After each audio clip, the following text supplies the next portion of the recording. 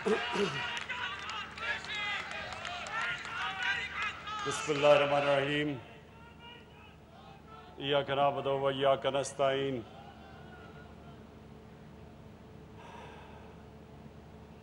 جناب وزیر اعلیٰ پنجاب عثمان بزدار، میرے فیڈرل منسٹرز، پروونشل منسٹرز، خواتین و حضرات، میں پہلے تو آج یہ کہنا چاہتا ہوں پبلک سے کہ عثمان بزدار کو کیوں میں نے چوز کیا پنجاب کا وزیر اعلیٰ۔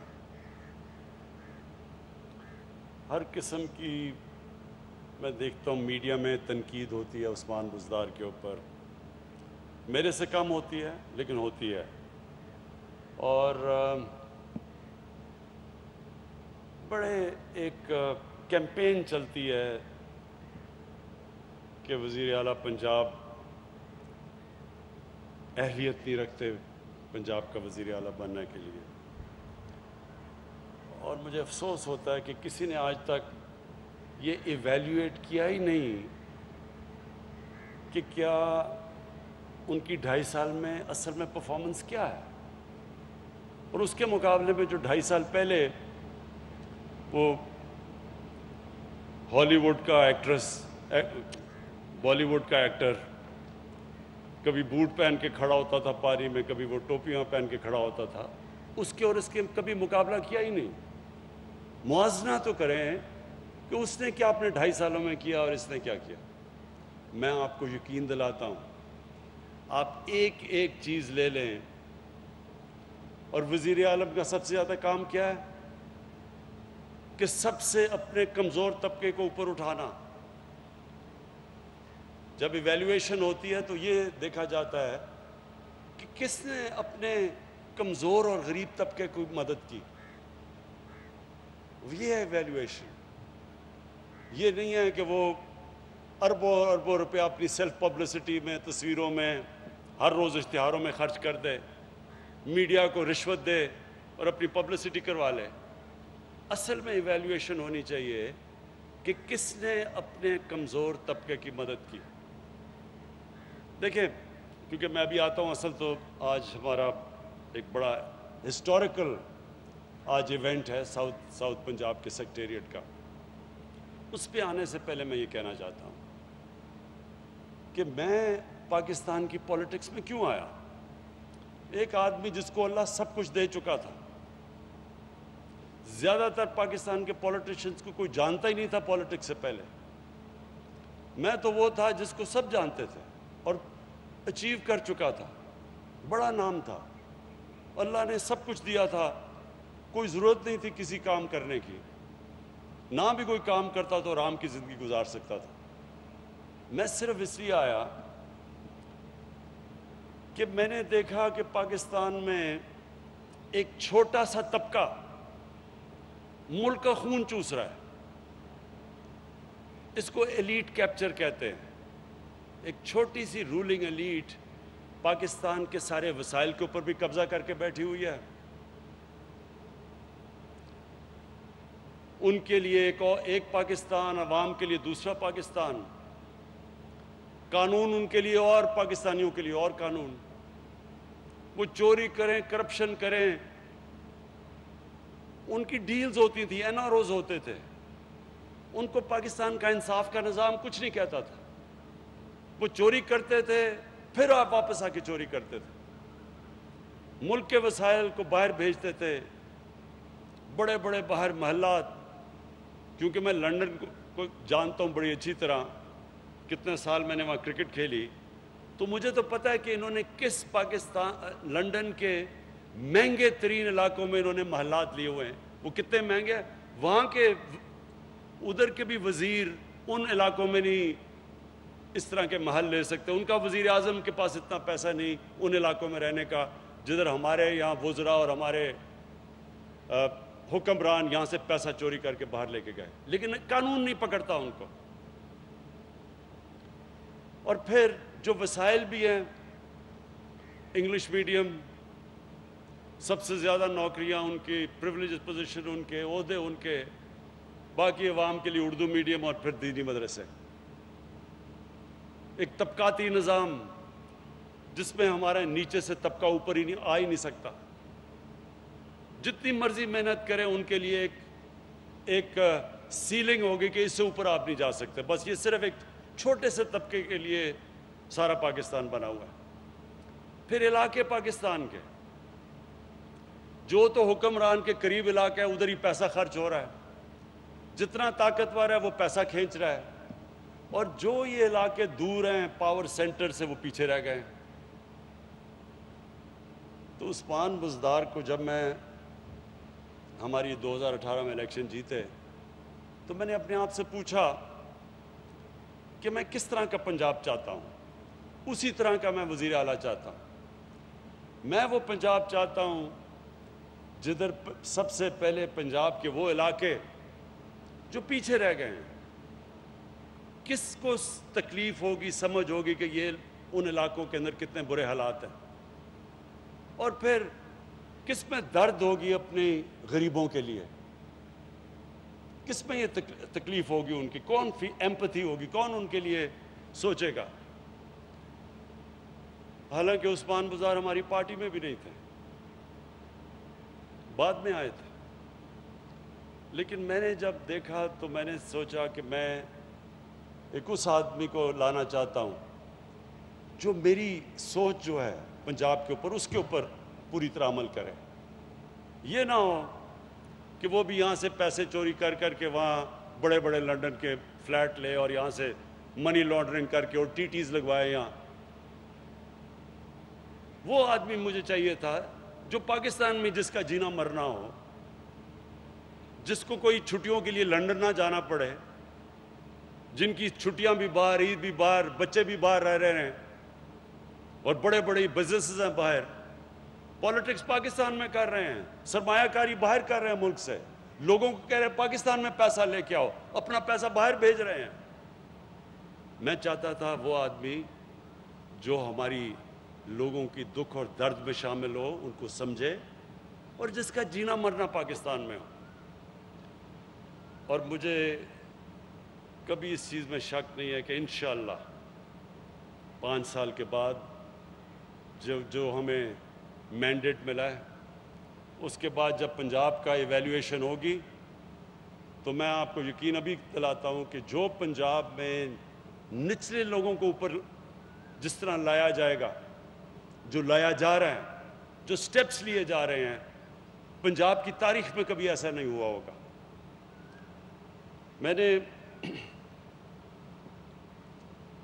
میں نے جب عثمان بزدار کو وزیر اعلیٰ بنایا تو میں نے ان کو ٹیسٹ کیا. مجھے جب آتا تھا وہاں سے پرانا، جب سے مجھے یاد ہے، جی ٹی روڈ سے جب اوپر آ رہے ہوتے تھے، وہ راوی کا پل کراس کرتے تھے، تو جب داتا صاحب کے سامنے گزرتے تھے، وہاں فٹ پاتھ کے اوپر رات کو لوگ لائنوں میں سوئے ہوئے ہوتے تھے. ان کے اوپر ڈیزل، وہ بڑی بڑی ٹرک رات کو آتے تھے، ان کی سارا دھواں آ رہا ہے ان کے اوپر، گندگی ہے ساری اوپر. کبھی کسی نے نہیں سوچا ان کا کہ یہ بیچارے، یہ بھی ہمارے پاکستانی ہیں. تو میں نے عثمان بزدار کو کہا، میں نے کہا وہ جو لوگ آپ نے دیکھے ہیں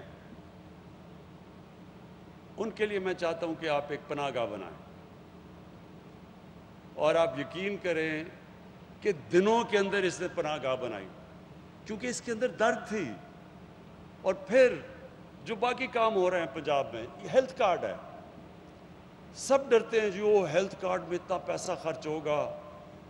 آپ یہ چیز نہیں جانتے ہیں، کیونکہ میرا 15-20 سال مغرب میں گزرے ہیں. امیر ترین ملکوں میں ہیلتھ انشورنس نہیں دی جاتی مفت. امیر ترین ملکوں کی میں بات کر رہا ہوں، یونیورسل ہیلتھ انشورنس. ان کے اندر تھوڑے لوگوں کی مخالفت بھی تھی، وہ ڈرے ہوئے تھے کہ نہیں جی ہم سارے پنجاب کو ہیلتھ کارڈ کیسے دیں گے، کدھر سے پیسہ آئے گا. یہ میرا ایمان ہے، جب آپ اللہ کا کام کرتے ہیں پیسہ خود ہی آ جاتا ہے. آج عثمان بزدار 60% ہے پنجاب پاکستان کا. یہ انہوں نے پورا زور لگا رہے ہیں کہ سارے دسمبر تک ہر پنجاب کے شہری، ہر خاندان کے پاس ہیلتھ کارڈ ہو، ہیلتھ انشورنس ہو، کہ جب بھی کوئی خاندان میں بیمار ہوتا ہے تو کسی بھی گورنمنٹ ہسپتال میں جا کے اپنا علاج کروا سکے۔ دیکھیں، آپ کے گھروں میں اگر بیماری کبھی خدا نخواستہ آئی ہو تو سب کو پتہ ہوتا ہے کہ جب گھر میں بیماری ہوتی ہے کس طرح کی بے بسی گھر میں ہوتی ہے۔ اب وہ سوچیں کہ جو غریب گھر میں جب بیماری ہوتی ہے، ایک بیماری کی بے بسی ہے، ایک پھر ان کے پاس پیسہ نہیں ہے علاج کروانے کے لیے۔ یہ سوچ کے، یہ دیکھ کے شوکت خانم کینسر ہاسپٹل میں نے بنایا تھا کہ ہمارے جیسے، میرے گھر میں اتنی تکلیف تھی کینسر کی، جب والدہ کو کینسر ہوئی تو تب میں نے سوچا غریب گھروں میں کیا ہو رہا ہے، کیونکہ کینسر کا علاج سب سے مہنگا علاج ہوتا ہے، تو غریب تو یا تو افورڈ ہی نہیں کر سکتا کینسر کا علاج۔ یہ تھی سوچ کینسر ہاسپٹل کے پیچھے، اور ہیلتھ کارڈ کے پیچھے بھی یہی سوچ ہے۔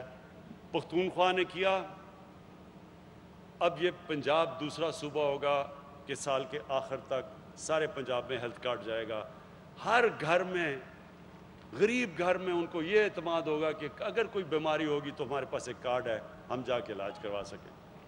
اور دوسرا، آج مجھے یہ خوشی ہوئی کہ کسان کارڈ، یہ آج ہم نے لانچ کیا، کسان کارڈ، یہ بھی پنجاب نے پہل کی ہے، ابھی کہیں کسی صوبے میں نہیں آیا۔ ہیلتھ کارڈ تو آ گیا پختونخوا میں، کسان کارڈ آج پنجاب نے پہل کی ہے کہ یہ اب جا کے کسانوں کی جو اب مدد ہوگی، ڈائریکٹ ان کو سبسڈی دی جائے گی۔ چھوٹے 97% پاکستان کا کسان چھوٹا کسان ہے، جب اس کی آپ مدد کریں گے تو ملک میں پیداوار بڑھے گی، ملک میں خوشحالی آئے گی۔ یہ پہلی دفعہ کسی نے پاکستان کے اندر اس چیز کا سوچا ہے۔ میں مبارک دیتا ہوں پھر آپ کو عثمان بزدار کہ آپ کی گورنمنٹ نے یہ چیز سوچی ہے۔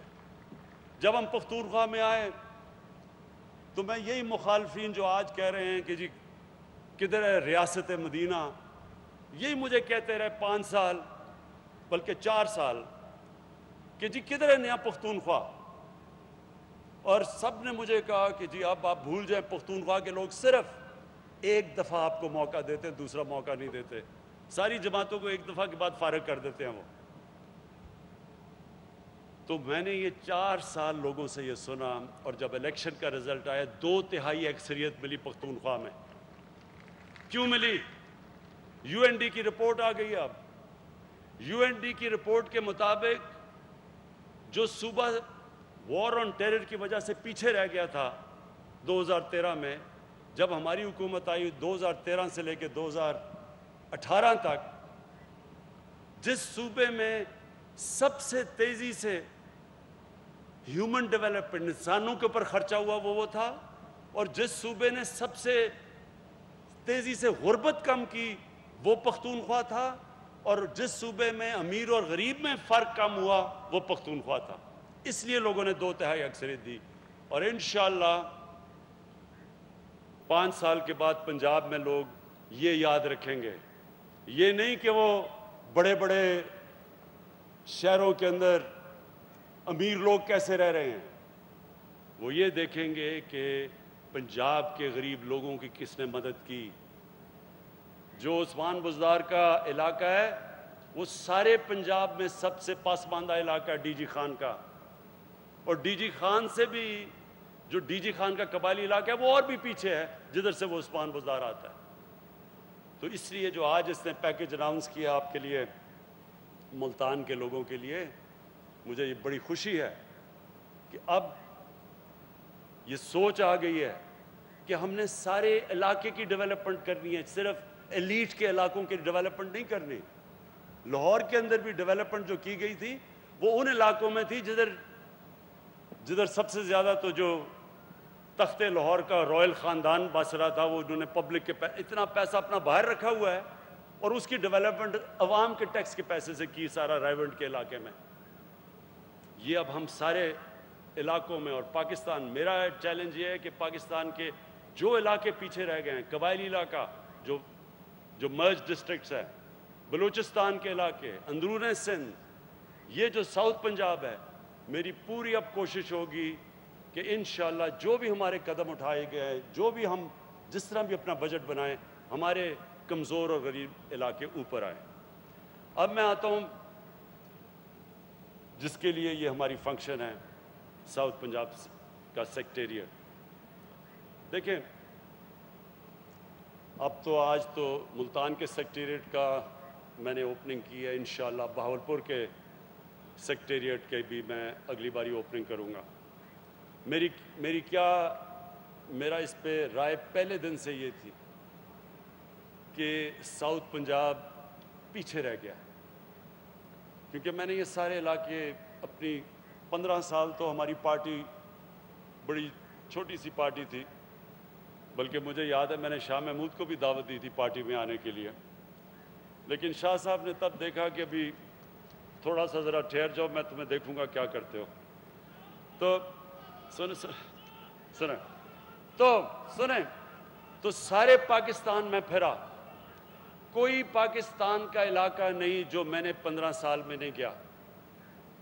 اور میں ساؤتھ پنجاب میں غلطی سے جب دورے 2 دفعہ کیے تو وہ جولائی کا مہینہ تھا، اور میں نے کبھی اتنی گرمی نہیں دیکھی جتنی ساؤتھ پنجاب میں ہے، اور بجلی بھی چلی جاتی تھی تو رات کو نیند بھی نہیں آتی تھی کیونکہ لوڈ شیڈنگ تھی تب۔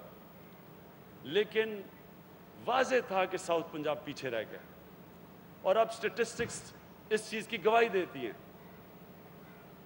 کہ 33% کی آبادی ساؤتھ پنجاب کی، اور صرف جو بجٹ ایلوکیشن تھی وہ 17% تھی۔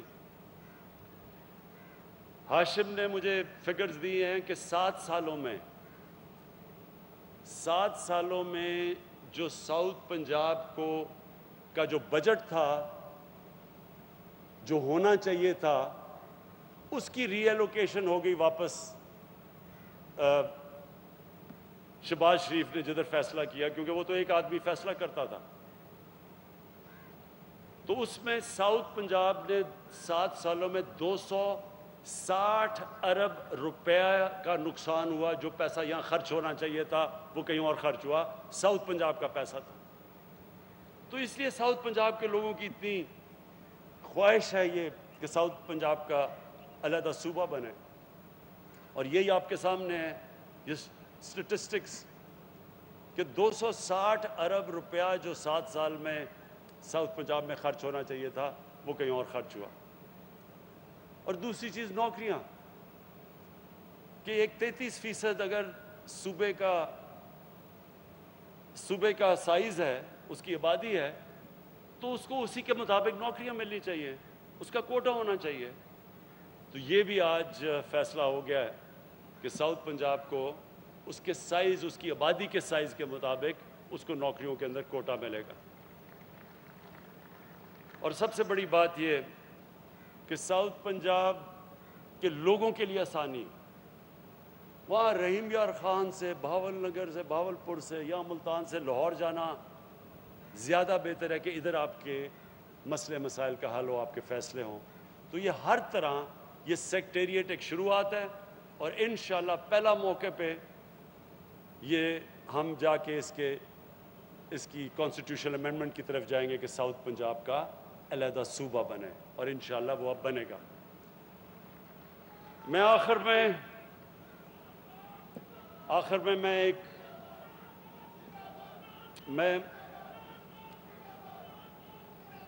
میں ایک بات کرنا چاہتا ہوں جو ابھی حال ہی میں بڑے افسوسناک واقع ہوئے، کہ فرانس کے اندر ہمارے حضور کی شان میں گستاخی کی گئی اور کوئی خاکے چھپے، تو اس کے اوپر ایک جماعت نے آ کے حکومت کی کن پٹی پر بندوق رکھ کے اور کہا کہ جی فرانس کے ایمبیسڈر کو واپس بھیجو۔ اب میں سارے اپنے قوم کو کہنا چاہتا ہوں کہ ہم سب، میں تو کسی کو نہیں جانتا جو ہمارے نبی صلی اللہ علیہ وآلہ وسلم سے عشق نہیں کرتا، اگر کوئی نہیں، مجھے تو نہیں پتا، کیونکہ اب صحیح معنی میں آپ کے دل میں ایمان آ سکتا ہی نہیں جب تک آپ نبی صلی اللہ علیہ وسلم آپ کے دل میں نہیں بستے، آپ ان سے پیار نہیں کرتے۔ کون زیادہ کرتا ہے کون کم کرتا ہے یہ تو اللہ ہی جانتا ہے، نیتوں کے راز تو اللہ کے پاس ہے صرف۔ لیکن میں ایک چیز جانتا ہوں کہ کون سا ہمیں اب سب کو، اگر ہم ان سے عشق کرتے ہیں اور ہمیں تکلیف ہوتی ہے کہ ان کی شان میں کوئی گستاخی کرتا ہے، تو اس کا طریقہ کیا ہے کہ ہم ان کو روک سکیں؟ باہر کے ملک کے لوگ ہیں، ہم ان کو کیسے روکیں؟ دو طریقے سامنے آ گئے آپ کے۔ ایک طریقہ ٹی ایل پی کا ہے کہ جناب یہاں اسلام آباد پہ ہلہ بول دو، گورنمنٹ کے اوپر پریشر کرو کہ جو فرانس کے ایمبیسڈر کو واپس بھیج دے۔ یہ ان کا طریقہ ہے، مظاہرے کرو، توڑ پھوڑ کرو پاکستان میں۔ تو کیا اس سے یہ رک جائیں گے؟ فرانس اور یورپ میں جو لوگ اور امریکہ میں جو یہ ان کی شان میں گستاخی کرتے ہیں، کیا یہ رک جائیں گے؟ اور ایک میرا طریقہ ہے اور میری گورنمنٹ کا طریقہ ہے، مقصد ایک ہی ہے۔ ہمیں تکلیف ہوتی ہے یہ جب بھی کوئی ان کی بے حرمتی کرتا ہے، ہم سب کو تکلیف ہوتی ہے۔ طریقہ کیا ہے اس کو ختم کرنے کا؟ ٹی ایل پی کا طریقہ آپ کے سامنے آ گیا۔ میرے پاکستانیوں، میں مغرب کو سب سے بہتر جانتا ہوں، کوئی مغرب کو اس طرح اندر نہیں سمجھتا جو میں سمجھتا ہوں۔ زندگی کے میرے 20 سال گزرے ہیں وہاں، پروفیشنل کرکٹر ہو کے یونیورسٹی میں وہاں گیا، میں ان کی سوچ کو جانتا ہوں۔ یہ جو ٹی ایل پی کر رہی ہے کہ جی ہم فرانس کے ایمبیسڈر کو واپس بھیجو اور نہیں تو یہ کر دیں گے اور توڑ پھوڑ ہو جائے گی، میں آپ کو لکھ کے دیتا ہوں 100 سال آپ یہ کر لیں اس سے کوئی فرق نہیں پڑنے لگا، بلکہ وہ اور کھڑے ہو جائیں گے کہ جی یہ تو قوم بڑی تنگ نظر ہے، ہم تو آزادی رائے کے اوپر، ہماری آزادی رائے کے اوپر یہ اٹیک کر رہی ہے، تو وہ تو اور کھڑے ہو جائیں گے، وہ تو سمجھیں گے کہ ہم آزادی رائے کے اوپر سٹینڈ لے کے کھڑے ہیں، اس کو تو وہ دین سمجھتے ہیں۔